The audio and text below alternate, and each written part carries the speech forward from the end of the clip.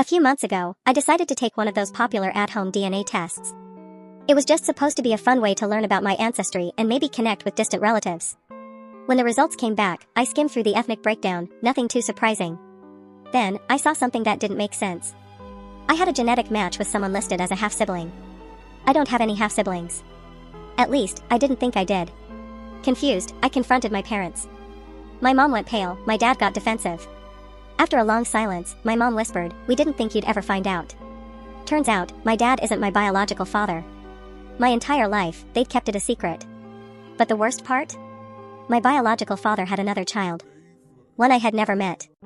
One who grew up just a few miles away from me. I reached out to my newfound half-sibling. They responded immediately. "You have no idea how deep this goes."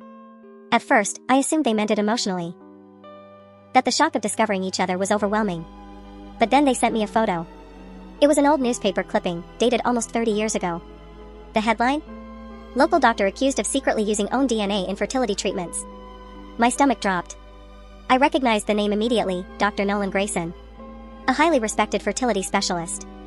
My parents had always been open about struggling to conceive, about how they had sought fertility treatments before I was born. But they had never mentioned his name.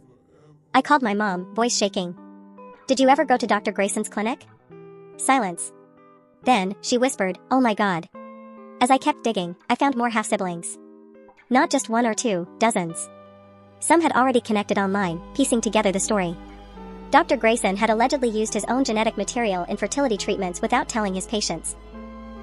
And based on the sheer number of matches popping up in the DNA database, the extent of it was far greater than anyone had previously suspected. What started as a fun experiment had turned into an unraveling of everything I thought I knew about my family. My father, the man who raised me, was reeling, unsure how to process the truth.